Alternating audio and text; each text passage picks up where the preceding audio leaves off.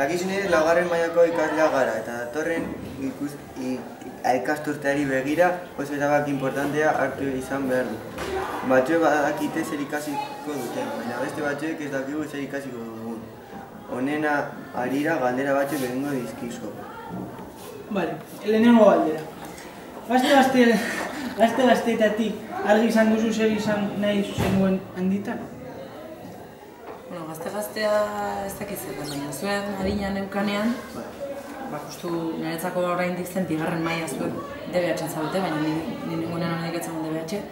Hor pixkat hasi nintzen begiratzen bintzat zer ez nuen nahi. Eta hor da manekin ze asignatura nituen guztoko, eta manekin hortik behar nuena derrigorrez. Bigarren. Zer batxieko mota aukeratu zenuen eta zer gaitik?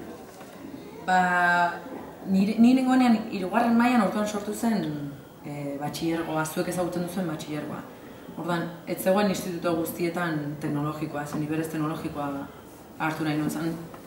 Gelen zeuden zientziak eta letrak, zen matematika gehien zeukan, eta orduan zarautzen zegoen teknologikoa bezalako bat, teknologikoa egin nahi genuen ontzako ez zegoen, baina hartu zen erdi teknologikoa. Hirugarren galdera. Inor lagundu zizun zuri ibilbide profesionala bideratzen? Ben ikasketa bukatuta gero, suposatzen dut. Printzipioz ez. Beti entzun dut barrua, eta esaten ez zait gustatzen, Eta gustatzen zait, hitz egiten duen jendearekin, baina gehiago izan da nire erabakia. Lehen aipatu dugun bezala, datorren urtean pisuzko erabaki bat hartu beharko du. Gomendiorik emango galdukuzu? Lehen esan dizudan bezala, niretzako gomendiorik nagusiena da egitea zerbait gustatzen zaizue.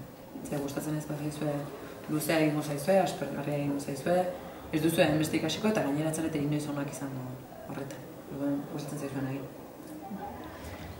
Zure kurrikuluna irakurri eta hainbat saltxatan sartuta zaudela ikusi dugu, eta nondik ateratzen duzu denbora? Nire egunak ere 24 ordu ditu. Baina azkenean da ere bai zer egin nahi duzuen eta zer ez duzuen egin nahi. Nik ez dut 12 ordu pasatzen lanean.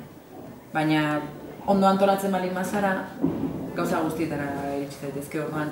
Da gehiago lan egiteko modua eta jarrera aktibo batekin egotea eta gero denbora ondo antolatzea. Zergatik uste duzu deitu zizutela ikasleak programatik? Ikasbideak programatik. Nik uste du deitu zidatela, batetik iruditzen zaite emakumezkoa eta informatikarian naizelako, bestetik behar bada oraindik erdi gaztea izan da gauza asko egin ditudalako, eta informatikaren munduan proiektu oso berezitan egon naizelako. Langilea izan naizelako, eta gauza asko egin ditudalako. Eta amaitzeko eskerrik asko oso lagungarriak izan dira zure gomendioak eta... Pozten ez. Eskerrik asko.